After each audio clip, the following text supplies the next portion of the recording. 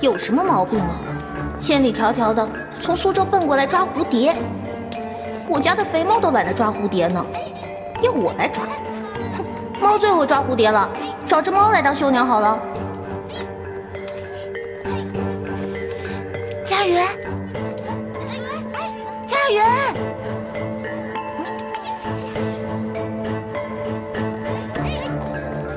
姑姑，快去扑啊！不扑，多难看啊！快扑啊！快呀，小姐！哎呦！给你看好东西啊，这个特别好吃。哎呀，还想着吃，你怎么不去抓呀？不抓，你要是不去的话，我可回去告诉老爷啊，说你在湖南狂吃烂赌的，还被人抓进了官府。别，你别告诉我爹。那就快去，快去，去呀！哎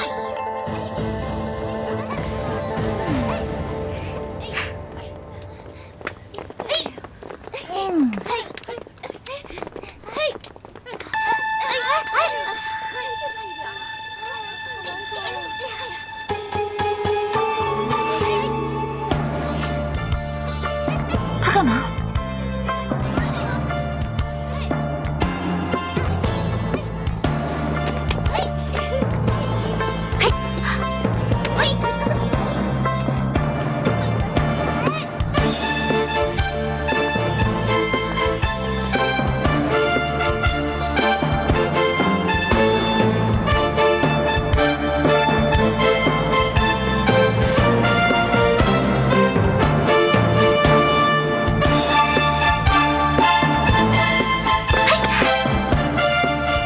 抓到你们！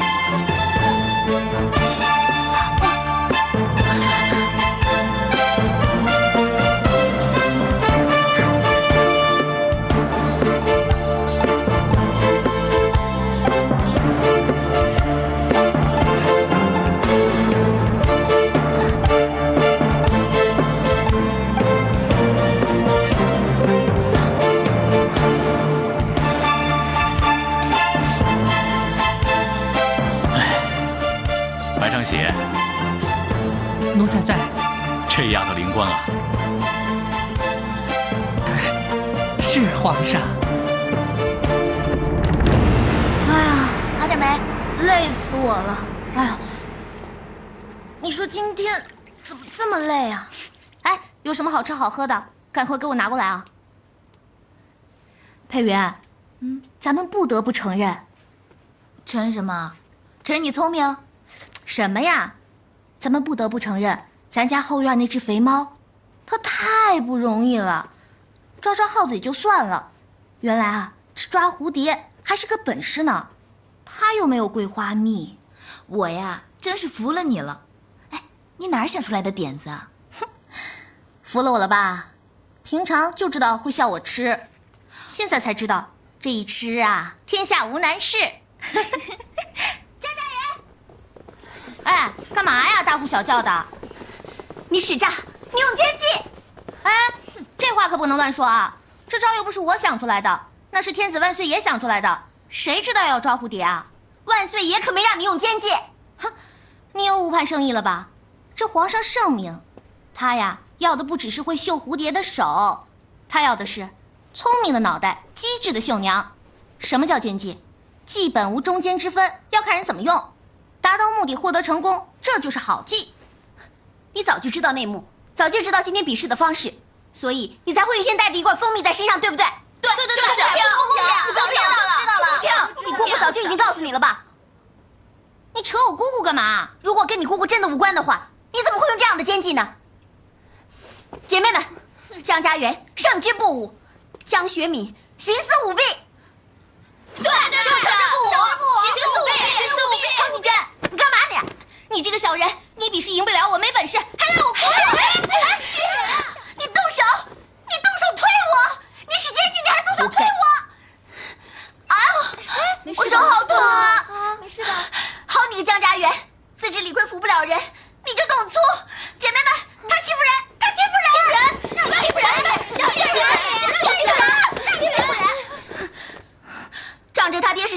绑手，就可以随便乱欺负人了吗？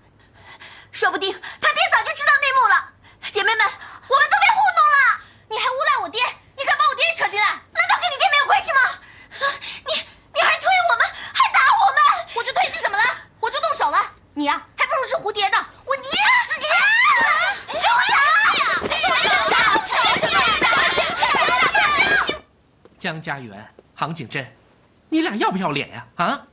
竟然闹出这种事来，还说你们两个是从苏州来的同乡呢。谁跟这个野蛮人是同乡啊？江家园，你先动手打人，说起来，你倒还有理了。我就轻轻推了他一下。我要真想打他呀，凭他，打得过我吗？你说什么？白公公，我错了，是我们的错，对不起了。哎，自己认错就行了，别扯上我，我可没错。好，对，是我一个人的错。白公公，您别生气了，生气伤身体。哼，早说呀！江家园，你还穷追猛打啊？他都被打了，他都认错了，他比你识大体。他还打我了呢，你没看见啊？我没看见他打你，我只看见他认错，他就比你懂规矩。他血口喷人，他骂我姑姑，骂我爹，说我们早就知道题了。你都骂到我家里人了，我还能忍吗？哪有那么神奇的事情嘛？没有缘由的，玉仙在兜里揣一瓶蜂蜜，这是不是也太巧了？这事儿啊，倒还真是冤枉他了。除了皇上和我，那是绝对没有人知道到底如何比试。我错了，公公。这事儿啊，也怪不得你。谁都想在这一世中一鸣惊人，出人头地呀。是啊，公公。毕竟啊，能留在宫中担任巧儿，那是无上光荣啊。有什么了不起的？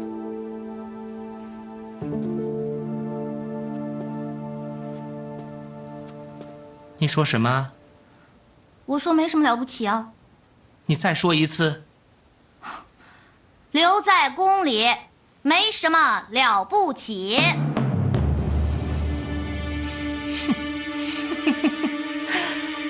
那我倒想问一下江家园，你有什么建议和想法呀？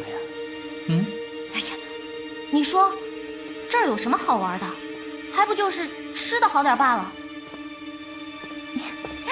也就只有他，哦，只有咱们的皇上，他才能吃香的喝辣的呀。其他人啊，在紫禁城里，左右不就是个奴才吗？只有啊1品奴才和7品奴才之间的分别而已。有些奴才连个品都混不上，哎，这还有人眼巴巴的想进宫当奴才伺候人呐。说得好啊，这倒也是，谁一生下来就想当奴才伺候人呢？公公，我可不是说您啊，您可千万别误会。没什么误会，说就说了嘛。而且你也说得对，我还不就是个奴才？谁说的？白公公，您可是宫中堂堂的总管领事，可是官拜4品的总管太监呢。那又如何呀？照家园所说，我还不就是个4品奴才？不错啦，4品啊，好大的官啊，可以管好多人呢。就不能管你？你们两个，好了，别再闹了，别让人家再看笑话了。下午还有比试，你们两个先回去吧。等一下，杭景珍，公公有何吩咐？你哪里受伤了？我这里有药。我手被抓伤了。公公，没事，我先走啦。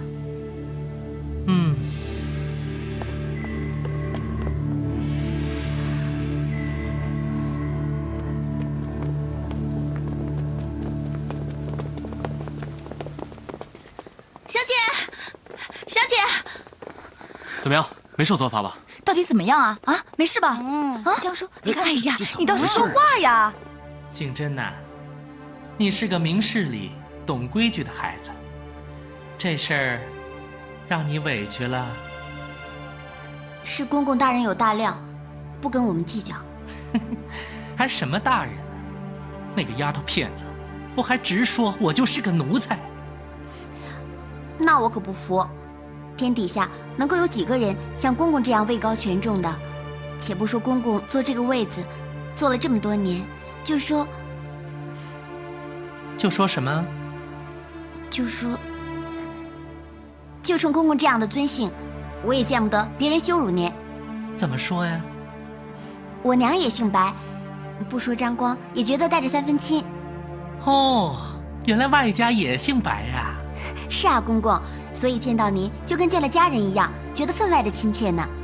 哎呦，好啊，算起来，你也算是本家的闺女了。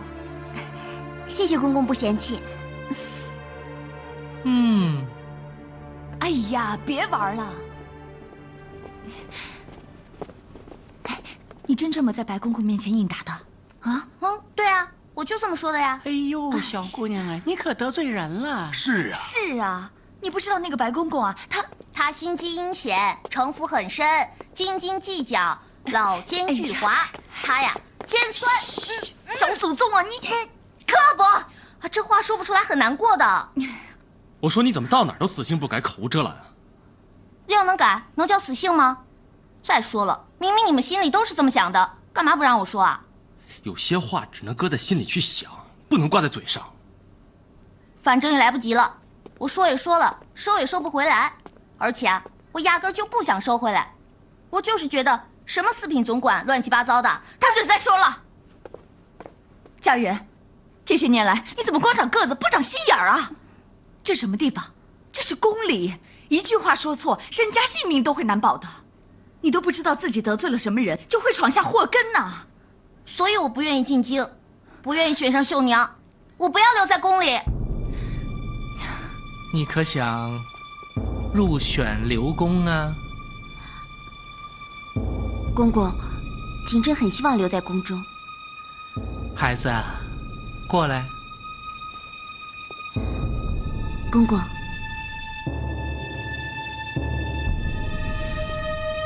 你可懂规矩？请公公教诲。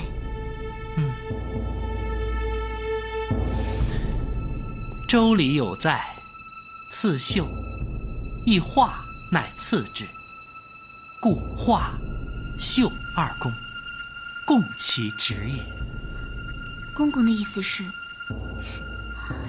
皇上要考画。皇上睿智英明，哪有那么容易让你料中呢？景真愚钝，请公公明示。闺女，接下来的这些话我只说一次，你要仔细听着，听不听得懂，那就看你自个儿的慧根了。敬谨受教。第2轮比赛开始。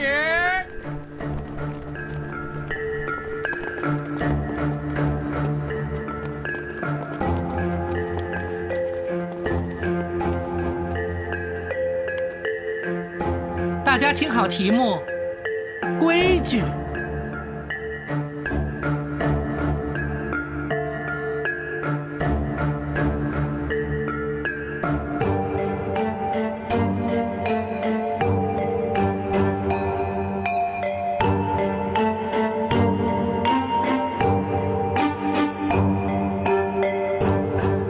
规矩。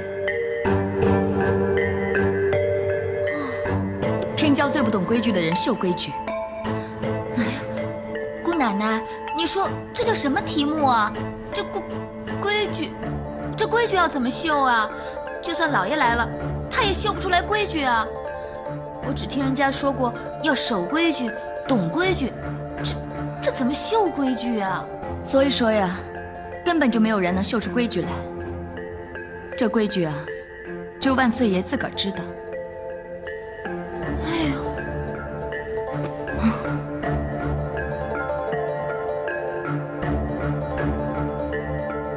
什么嘛，不考画花鸟鱼虫，靠规矩。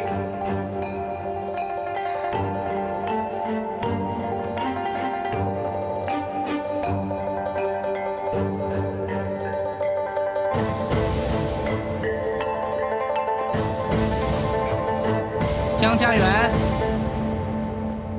请遵守考场的规矩。万岁爷都没吭气儿呢，哪轮得到你来教我规矩啊？止步，不得无礼。哎，白长喜，不要吓着孩子。是皇上。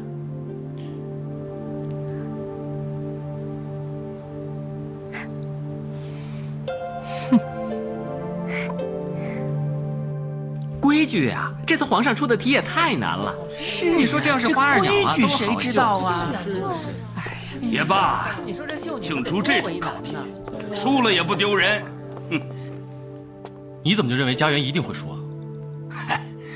这第一关让他过了，那是蒙的。我说这回他肯定不能过。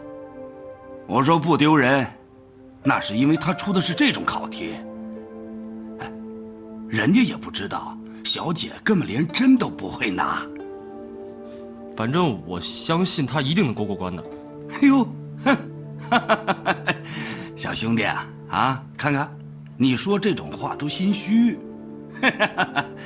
哎呀，明天就可以回家了。老东乡，看看还有什么好吃的啊，给我弄点，明天我就回去了。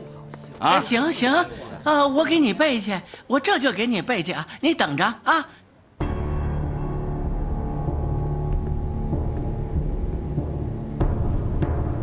皇上，这是苏州杭景真所绣。哎呦，多好啊！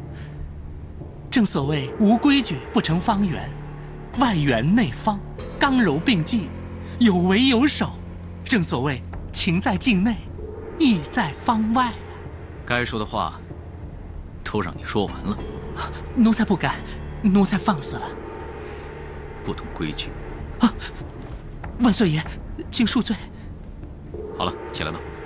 谢万岁爷。还有吗？还有最后一幅。皇上，这是最后一幅，是苏州江家园所绣。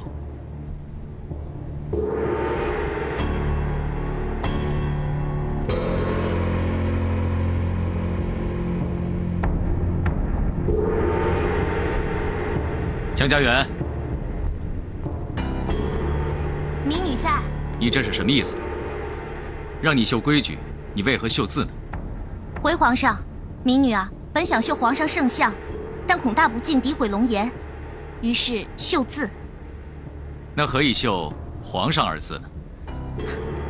普天之下，莫非黄土；率土之滨，莫非王臣。民女以为啊，这规矩是人立的，但朗朗乾坤，谁人能立规矩呢？唯圣人耳。又天下圣贤之人，为谁所用？为皇帝耳。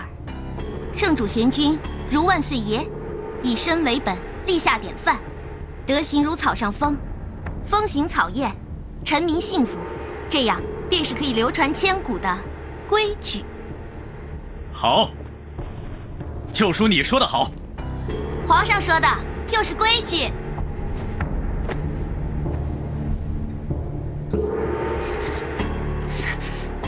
皇上万岁万岁万万岁！皇上万岁万岁万万岁！就属你说的好啊！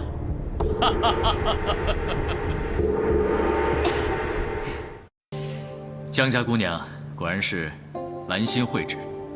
来，你看看这两个字，字体工整，气势恢宏，而又言简意赅，完全表达了规矩的含义。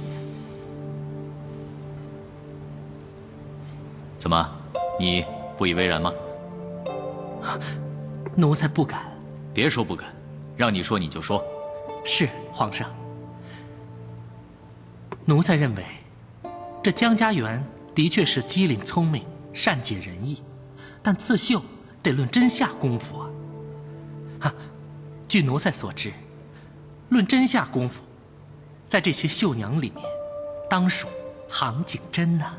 杭家姑娘杭景真，她自小就在苏州绣室里崭露头角。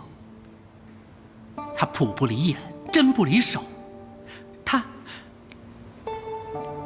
朕心里有数。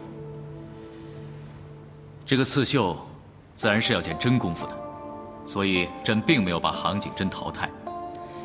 他那圆中带方的解释规矩，也属佳作。明天就看看他们交上来的成绩，谁能入选绣娘，明日自当见分晓。皇上英明，识人适用，奴才不及呀。再过2年，我也可以告老还乡了。是啊，也该舒舒服服的过几年开心日子了。嗨，也就是粗茶淡饭，咱们呢，可不能跟白公公比呀。他是皇上面前的红人儿，现在呀，在外地置办家产啦。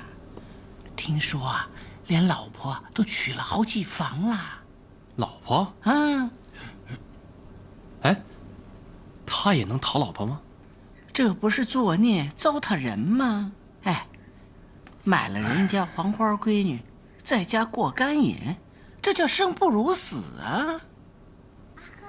我们呐，可做不出这种事来。哎，你怎么跑出来了？紫禁城是有宵禁的，你不知道吗？那你们怎么不管宵禁啊？还几个人在这喝小酒？有什么好吃的？哎，回来！我们是男人，知道吗？男人。哼，我看啊，除了你和老江福之外，其他那些……行了行了，我可不想半夜3更的听你在这瞎掰啊！说干嘛来了？哎，别告诉我你是肚子又饿了啊！子时刚过的时候，御膳房刚给你们送过夜宵。我睡不着。睡不着你就绣啊！皇上不是已经给你们出题目了吗？就是绣不出来，我才睡不着的。哟，你不是挺能干的吗？连过2关，简直就是秀才。还有你绣不出来的？你别以为我听不出你在讽刺我啊！哎呀，算了算了，绣不出来就绣不出来吧，反正你又不是真正会绣的人。再说了，你又没有想过要留下来，绣不出来不正好吗？哎，不一样，想绣和不想绣是2码子事儿。你这人怎么一点荣誉感都没有啊？我现在啊，那可是众望所归、最被看好的呢，总不能让人家知道我是真的不会绣，多丢人啊！国泰民安，怎么绣才能国泰民安呢？哎呀，你就再绣上皇上2字，这皇上万岁准能国泰民安，一通百通，谁敢反对啊？哎呀，我这都快急死了，你还气我？我说的是真的。不行，一招把式不能耍2遍，万一惹恼了皇上，判我个欺君之罪，我不就完了？是啊，怎么办？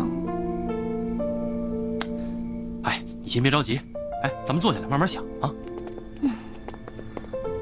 国泰民安，国泰民安。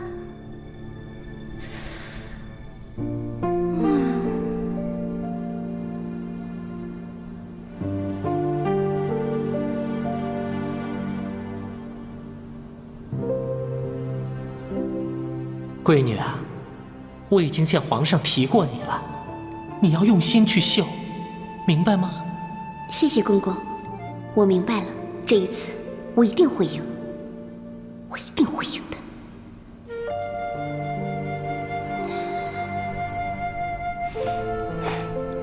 好，你想到了？我放弃了。啊？放弃了？喂，你的荣誉感呢？你的自尊心呢？你不是众望所归、最被看好的吗？哎呀，我认输行不行啊？让我绣那些俗里俗气的花开富贵、歌舞升平，我根本绣不好，我干脆放弃算了。哎呀，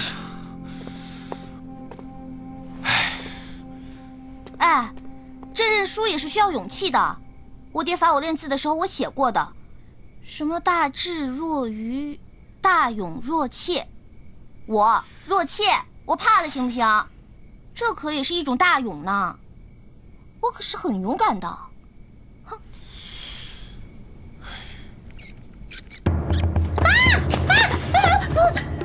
喂，干嘛呀？耗子！喂，你不好勇敢的吗？见只耗子就把你吓成这样。喂，你大勇呢？吓我一跳嘛！切！哎，有了！什么？国泰民安呐！我有办法了。你来干嘛呀？你去哪儿了？关你什么事儿？你去找你姑姑了，对不对？你有毛病啊！这宫里是有宵禁的。你去找你的姑姑，因为明天的秀作，凭你的能力，你根本完成不了，所以你去找她捉刀了，对不对？哼！杭景真，你生病了，你知道吗？你这儿都生病了。你手上拿的什么东西？拿什么东西啊？你干嘛呀？你给我！杭景真，这比试对你有那么重要吗？咱俩自小一块长大，你怎么就那么恨我？我从来都不是你的对手，刺绣我远不如你，谁都知道啊。为什么就你想不通？那你为什么要求胜？为什么要刻意讨皇上的赏识？我没有刻意讨赏识啊，我只是什么？只是天生招人喜欢，顺其自然的，就可以让所有的人都喜欢你，向着你。我为什么那么讨厌你？我为什么恨你？就因为所有的人都会喜欢你。你知不知道，你真的很讨厌江家园？那我自动放弃好不好？明天我交白卷，让大家以为我根本就不会绣。你本来就不会绣，你本来就连我的一个小指头你都不如，你本来就应该丢人现眼闹笑话的。你不用放弃，你有多少功夫，你通通都使出来。少在这假仁假义，掩饰你的无能，还要让我来领你这份情，我不稀罕。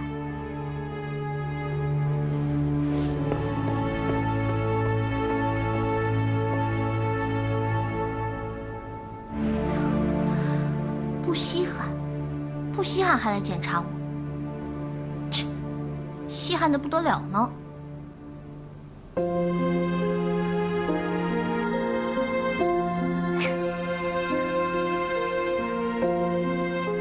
喵！我就用这炭汁啊，直接画在你手上，你回去以后啊，当绣布照着绣就行。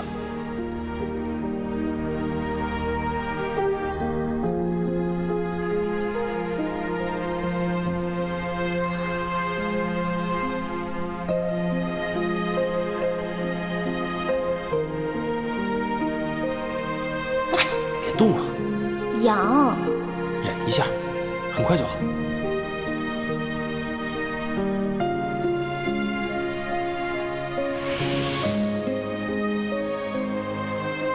阿恨，我注定是会辜负你的。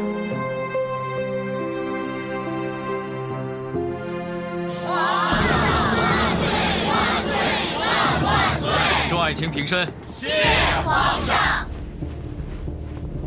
直接把杭景真和江家园的绣作拿来给朕看。是皇上，呈上来。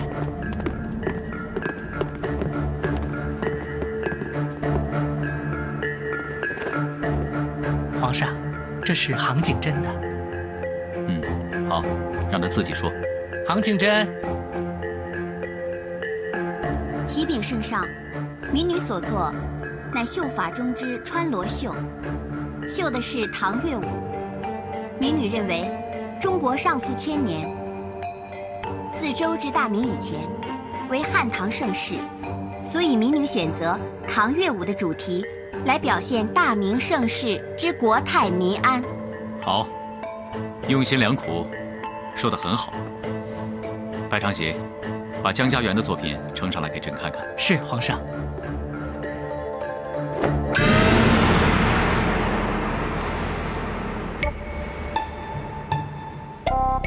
皇上，这是江家园的。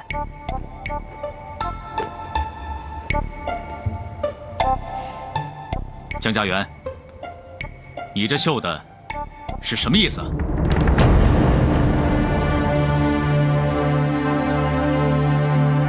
江家园，你胆子实在是太大了，恃宠而骄。你仗着皇上对你的欣赏，你竟敢公然不敬！民女没有，民女不敢呀。还说没有？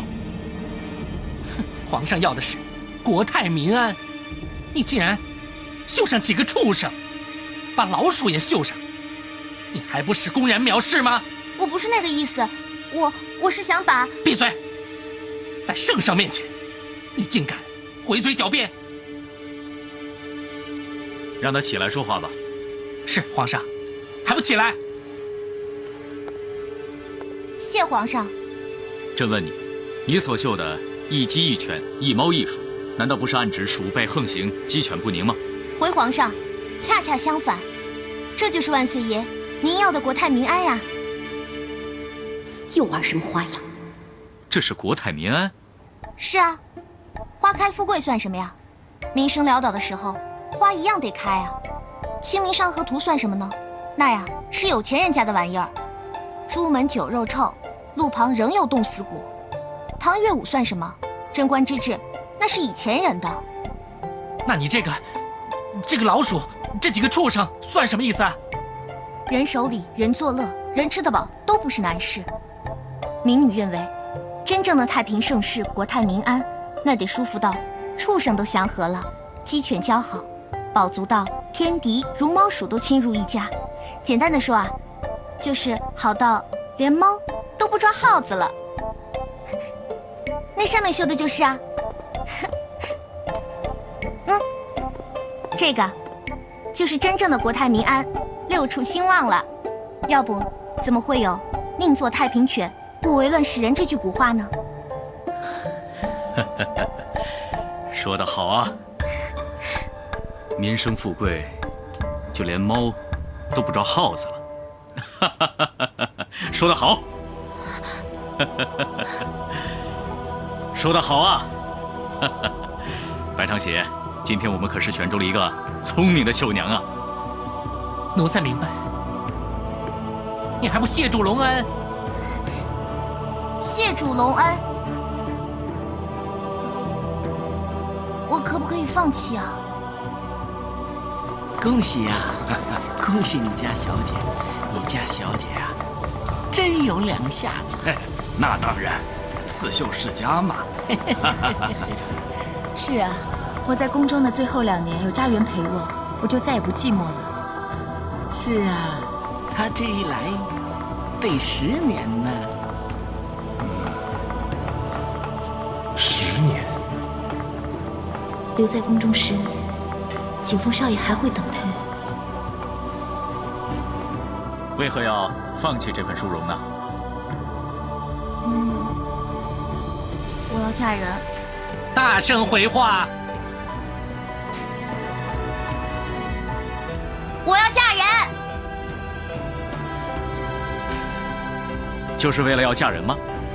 是啊，一耽搁10年，待我出宫之时，我都成老姑娘了，到时候谁还要我？那现在就有人要你吗？有，现在还有人要，那是我爹娘为我指腹为婚的亲事。既是指腹为婚，难道他刚悔婚，连10年都不等吗？他是会等，可是……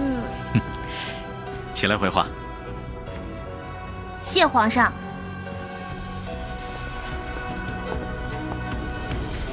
估计啊，他是会等，可是我等不及了，我想早点嫁给他。有这么恨嫁的女孩子吗？姑娘家的也不知道害臊。我不害臊，我就想早点嫁给他，请皇上成全。好，成全你，成全你。来，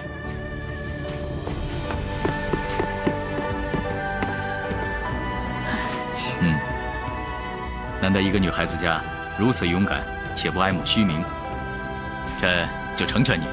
不进宫就不进宫，让你嫁人去吧。谢皇上成全。来，朕送给你作为嫁妆。以后啊，凭此玉佩，你就可以素颜面圣。你还愣着，还不谢主隆恩？谢皇上恩赐。平身。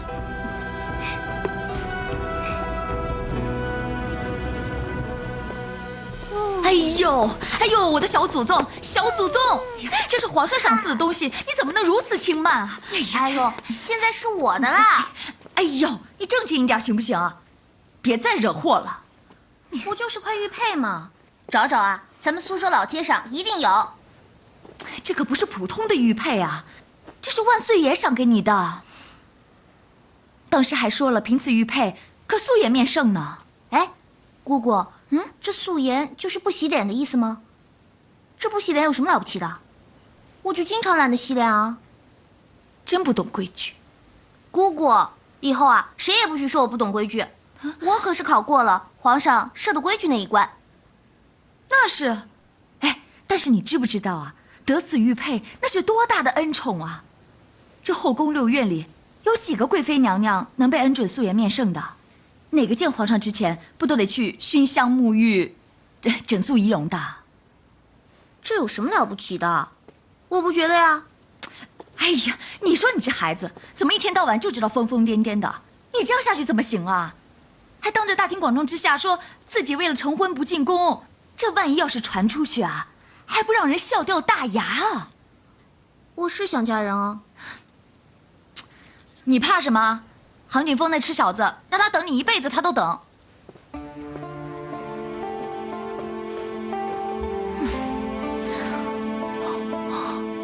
我怕我会变。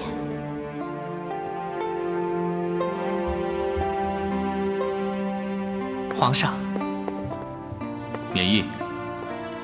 宁缺毋滥，朕官不来，赐印，朕不要。皇上所言极是，奴才遵命。皇上说了，他说今年绣娘一职从缺，别失望。景珍，3年后还有机会。这江家园急着嫁人，这宫中绣娘一职，迟早是你的。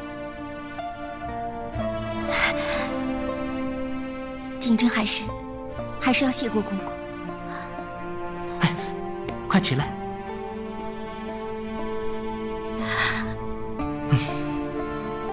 你记住，一定要坚持。这江家园这么嚣张，他早晚要倒霉。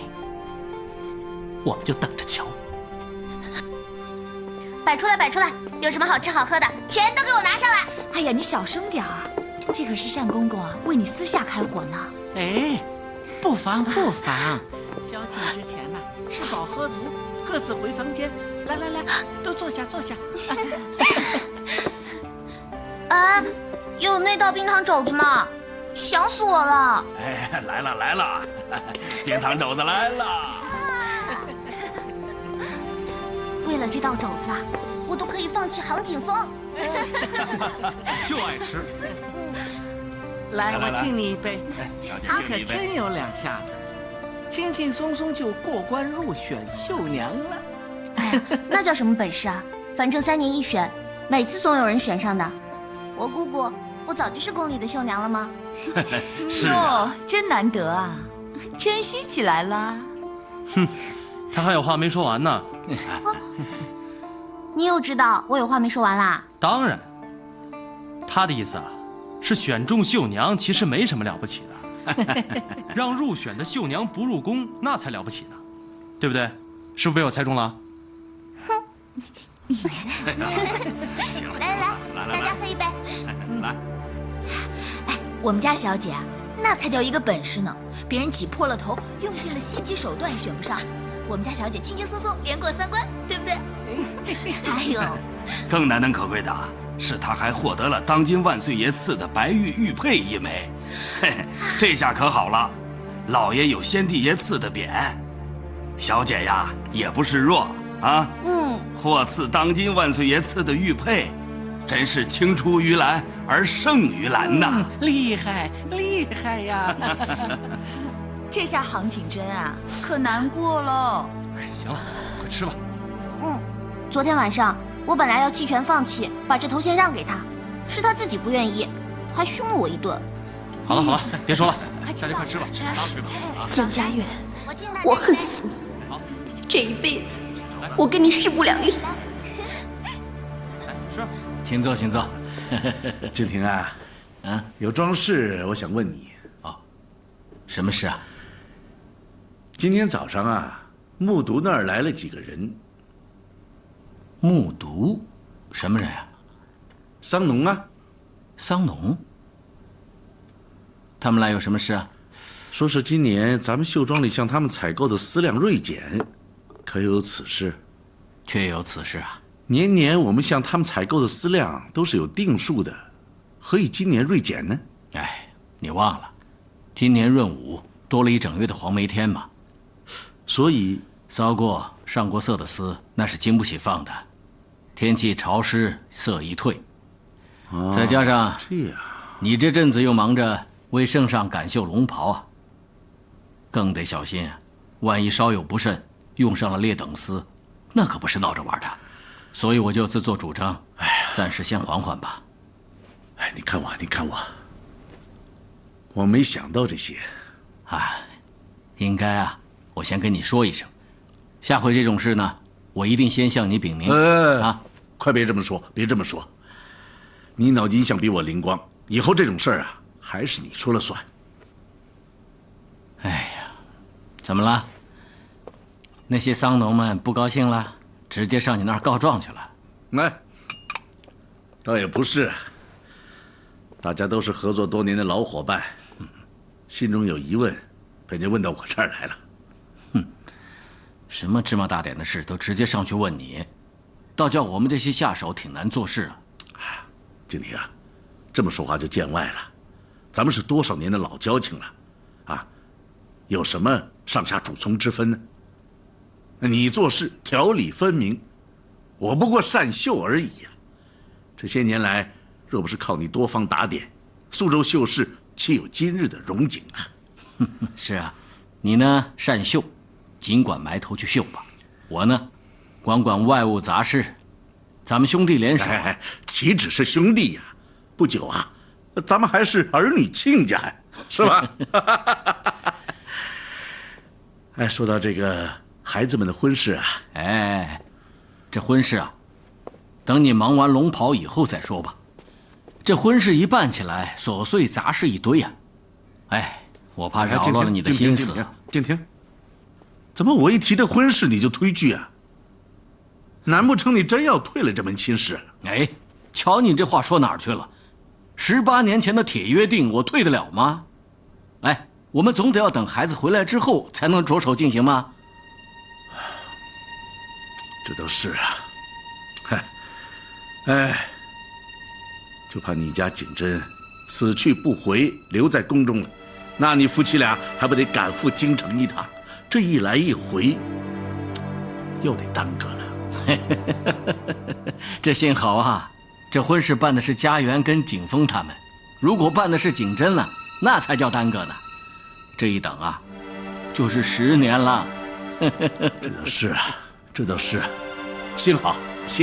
王大人来了！哎呦，王大人，王大人，二位，来，请坐，里面请。好，请坐。王大人说有喜讯。是啊，我呀等不及京里的公文了，先来向你们报喜。据说这次宫中选秀娘，我知道。静婷啊，恭喜，景真果然不负众望啊！谢谢。景真这孩子的确是下了点功夫的啊。哎呀，岂止是一点啊，景真啊可是下足了功夫的。你怎么这么说话呢？也不怕王大人笑话你？哎呀，王大人是来给咱们道喜的嘛。张嫂啊，张嫂，梁庄主，哎呀，张嫂，恭喜你家闺女选中绣娘啊！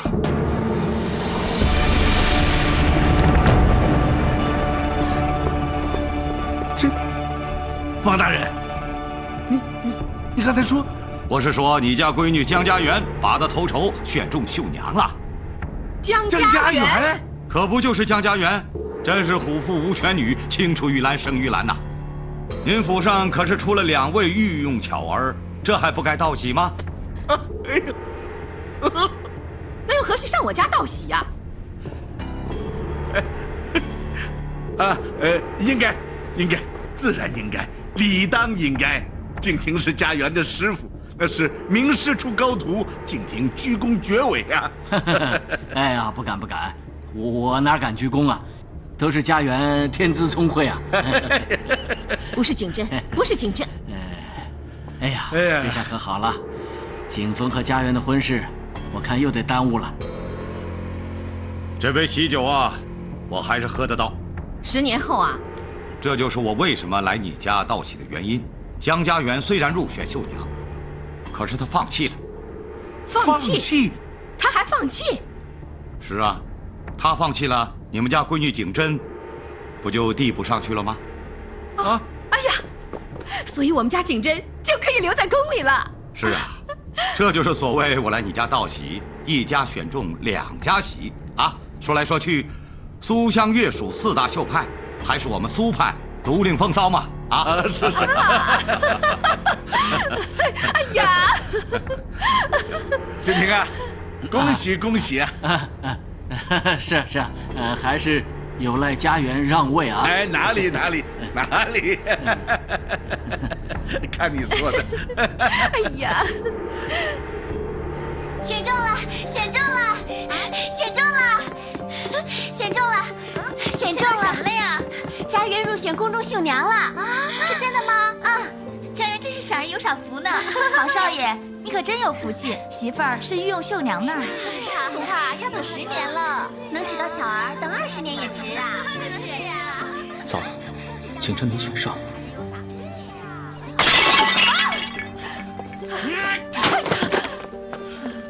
娘，爹的，没有天理呀！真的没有天理呀！怎么选上的会是圆圆呢？那你开心了？你怎么这么说呀？我一听到消息就知道不妙了。要是真的话，爹哪受得了啊？就是真的。那个王知府，他是亲自上门来报的信儿啊。不过你放心，你的老婆呢，一定很快就会回来了，就快要嫁进我们杭家的门了。你倒是想想啊，正所谓造桥修路、施粥赈灾，你打听这儿的老百姓，1年3次法会，平时的香油钱，我杭家出手小气过吗？夫人，你说的有道理，您慈心人善嘛。那么结果呢？做功德是做功德，选绣娘是选绣娘，这是两码事啊。比试远在京城，又岂是我们小小一间寺庙做得了主的？哎呀，你现在倒是推得干净利落呀！啊，让我捐钱的时候，你不是信誓旦旦地说你们神灵如何清明，香火鼎盛，直达天庭，你忘了吗？出家人不打诳语，我可是信了你的话，才诚心诚意的上香祝祷，才大把的把银子送给你的。杭夫人，您这叫我怎么说呢？收了我的银子，就该应了我的愿。杭家嫂子，你就不要再为难住持了。你捐银子，那也是造福乡里，功德无量嘛。阿弥陀佛。他捐了你们多少香火钱啊？香火钱是不能退的。不是让你们退。这样吧，说个数，我贴给你就是了。这功德簿上还是你家的名字。嗨，我杭家出不起这点香火钱嘛，我是咽不下这口气。哎呀，你这又是何苦呢？跟佛菩萨争什么气呢？住持，您先请回吧，不敢打扰您清修。阿弥陀佛。哎呀，好了。我也知道你心里不舒服，说实在的，我也没料到中选的会是家园。哼，得了便宜卖乖。哎呀，这卖什么乖呀？我们也没占着什么便宜，你们也没吃亏啊。说实话，这最风光的是你们杭家。你想啊，圆圆是你们家的媳妇儿，那以后她就是杭江市，入的是你们杭家的祠堂。百子千孙传了下去，族谱上记的可是你们行家出了一位绣娘，这份风光是算不到江家头上的。况且谁都知道，这圆圆是你们家静婷一手调教出来的。谁知道外头的人会怎么想这份功劳啊？你倒说得好听。当然算你们行家的。你想，他以后可是要给你磕头进门的。想想堂堂御用绣娘要给你磕头奉茶呢，这说起来呀，你是最风光的。我们受得起吗？受得起，受得起。你是她婆婆，你受不起，那谁受得起啊？别说庙里香火不灵，那菩萨可是有先知的，他让圆圆中选，好让光彩落在你们家的头上，你那银子没白捐。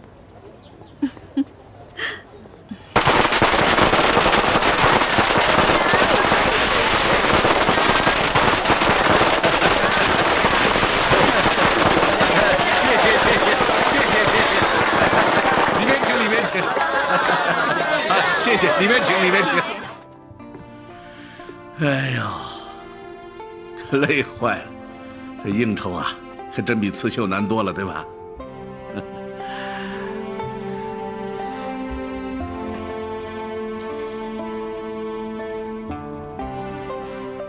还在做梦是吧？啊，连自个儿都不相信。哎呀，你说怪不怪啊？这千挑万选，这怎么选也不该是圆圆入选。哎呀，怎么也想不到会是她啊！你这话说的，我女儿啊，这是吉人有天相，鸿福齐天，兰心慧智。得，你女儿最大的优点就是识相，知道自个儿几斤几两重，绝对没犯糊涂。否则的话，以她的能耐，你想想，针不会拿，线不会分，相不会开，色不会用。他能待在宫中当巧儿吗？有你这种当爹的吗？哼，她是我女儿，我太了解她了。回来也好，早点把婚事给办了。女人这辈子最重要的就是找个好的归宿。这婚事啊，我一定要办得风风光光的。哎，对了，还有圣上御赐的玉佩做陪嫁呢，这可是古今绣娘第一个呀。他爹，我在跟你说话呢，你听到没有啊？那女儿的婚事，不急，不急啊！不急？不是你说的想早点把她嫁出去，也好了了你一桩心事吗？哎，此一时彼一时。哎，他爹，咱可不能势利啊，总不能出尔反尔吧？我说了不嫁了吗？那你又说不急，此一时彼一时的。嫁是一定要嫁的，只是条件可以谈好一点吧。哎，你把女儿当什么了？她可不是筹码，让你揣在口袋里数数谈条件的。你瞧你说什么？我又没说要图行家的钱财家产。那你说什么条件？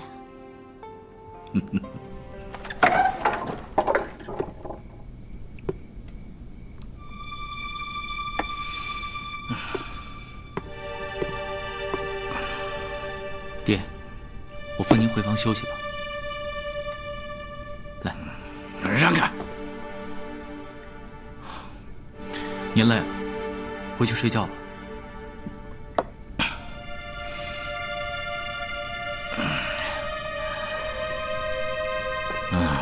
明月高高照九州，几家欢乐几家愁啊！哼，这会儿他也该累了吧？哼，宾客迎门，酒水茶饭，这会儿也该累了吧？一样的累呀。江学文他累得开心呐，啊！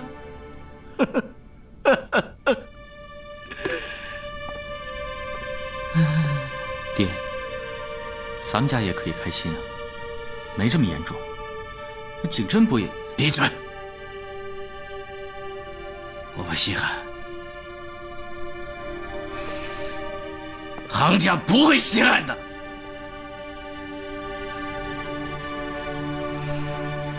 他中了，而放弃，让景真去递补，比景真不中更让我难堪。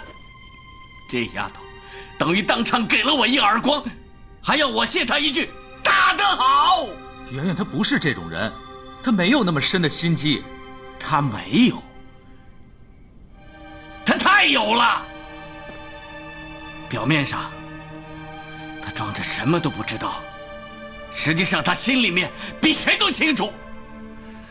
她是鸭子划水，磨刀霍霍。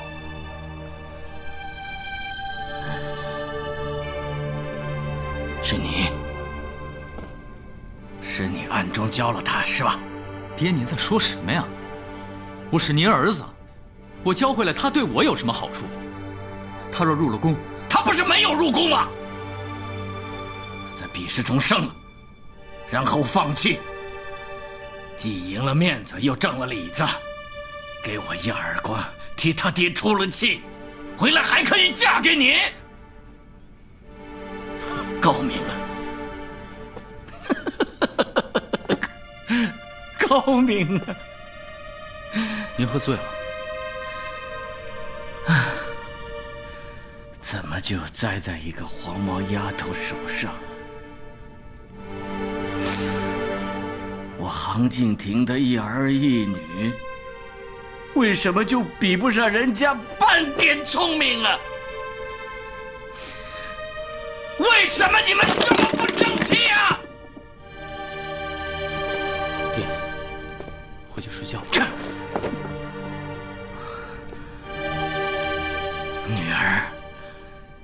女儿不争气，儿子是个窝囊废，吃里扒外，胳膊肘向外拐。我没有。爹，您究竟让我怎么做才能满意？当初你们三个联合起来，鼓动他去，我明知道他要出丑，但我忍了。接着，爹您根本就是在敷衍，您什么也不交给他。我看在眼里，我也忍了，这还不够吗？作为杭敬亭的儿子，我抚养无愧。我唯一对不住的只有圆圆一个人而已。我从不曾在私底下教她任何功夫。我对圆圆别无他求，我只希望她能早点过门。爹，您该不会连这也让我放弃吧？您不想让她进家门了？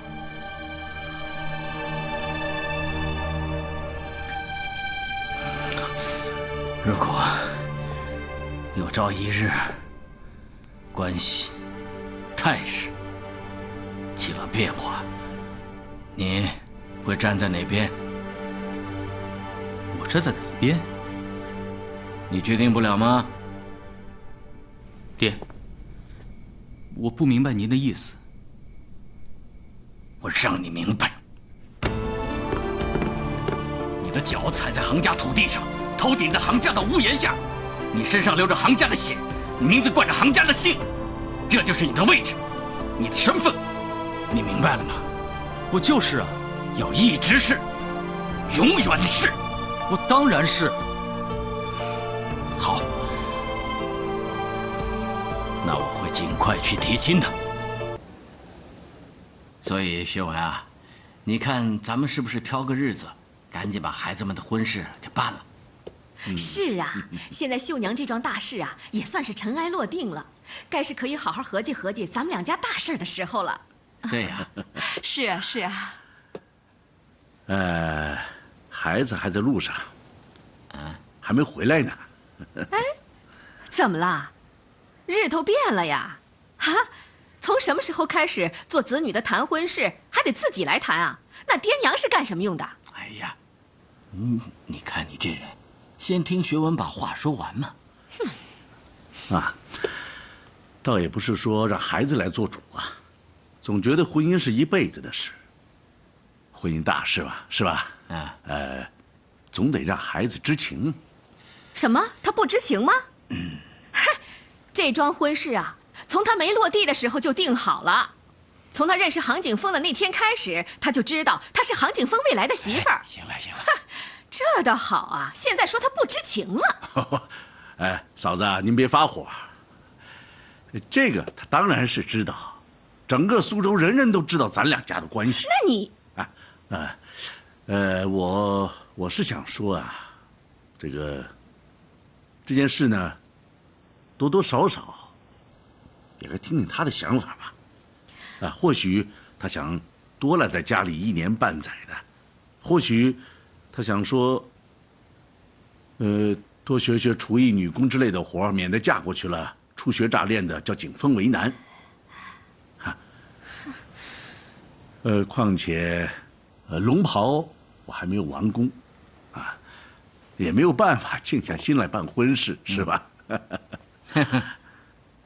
言之有理，言之有理呀！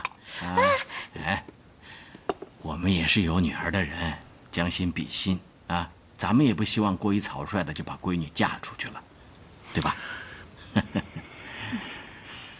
哎，就这样，薛文啊，你全权做主，等家园回来，你们爷俩好好商量商量。反正我们家那个傻小子呢，守在那儿，跑不掉的啊！告辞了。好，告辞，慢走慢走。走吧。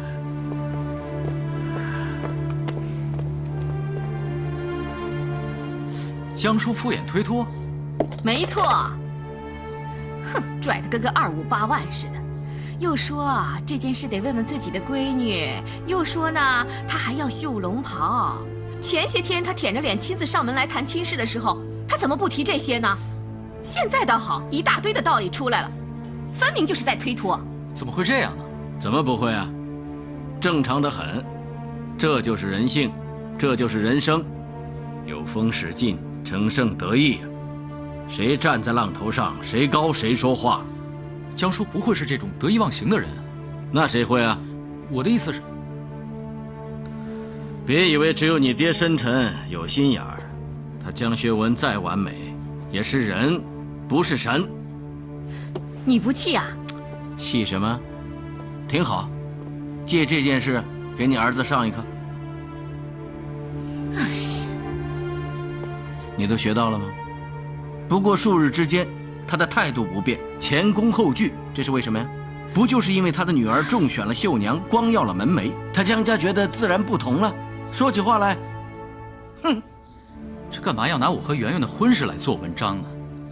我跟圆圆，我们根本不在乎什么中选不中选的事儿。哎，老爷啊，那这件事到底是提还是不提呀？提呀！我为什么不提呀？把列斯的分量给我加重。多重？各1半。妥当吗？突然间，我把它看出蹊跷。木渎、围亭、横塘那几处放出风声，就说秋检不优，绣庄江老爷那儿过不了关，暂停一季收购，我就得要逼得他非用列斯不可。何必要放出风声？既要做，就做绝它。风声早晚也有澄清的一日。桑农们直接向他一问，就知真相。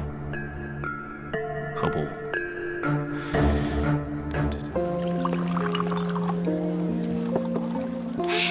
快到家了，这会儿啊，好消息应该已经传遍了吧？你可真风光啊！这可是名副其实的衣锦还乡，开不开心呐？开不开心？啊？什么？问你开不开心呐？哦，开心的吧？哎，你怎么失魂落魄的？这都是你喜欢吃的菜，怎么也没见你动啊？就是他开心了，忘记吃了。哦，我不吃了。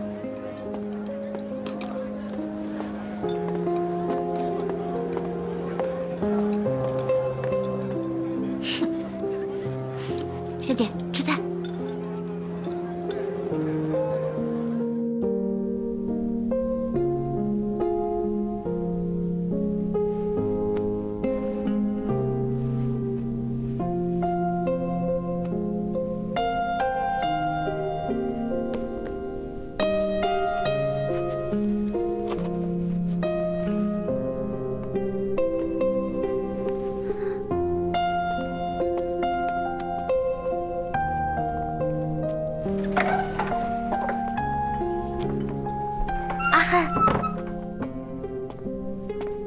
阿汉，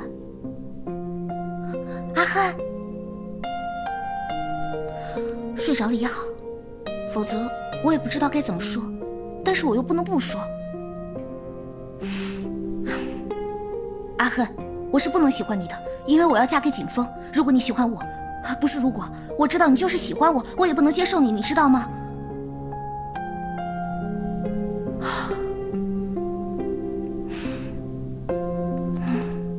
我竟然有点不想回家了，但是我们一定要回去的，对不对？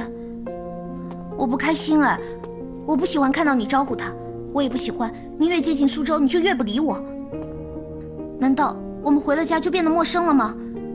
我们是好朋友哎，我这个绣娘还是你帮我过的关呢。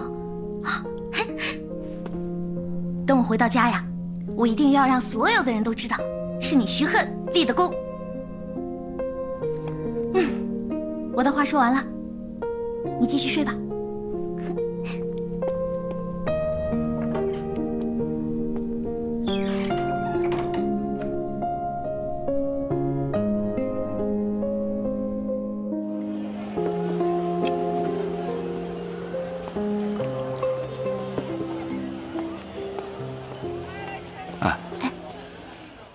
你家小姐呢？又在磨蹭什么呀？为什么每次都要我等她？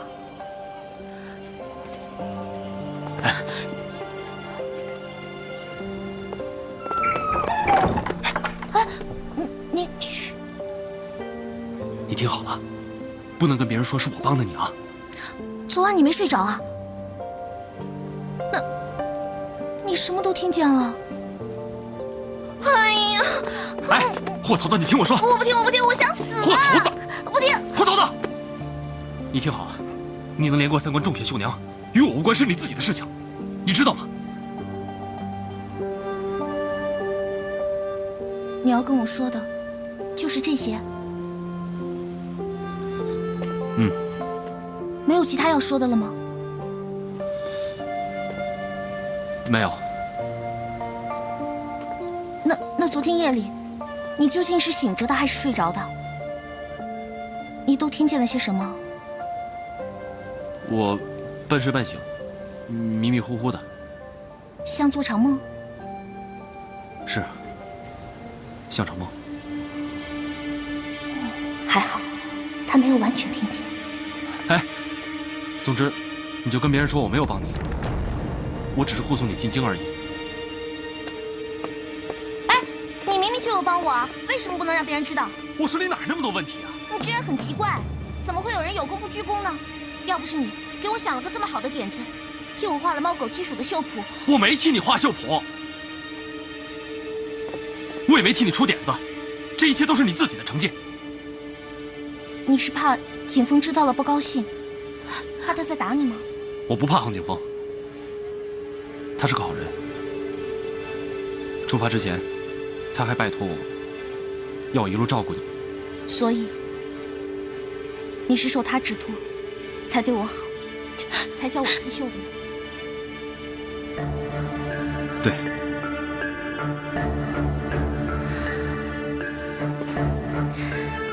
原来如此，并没有别的，没有别的。该上路了。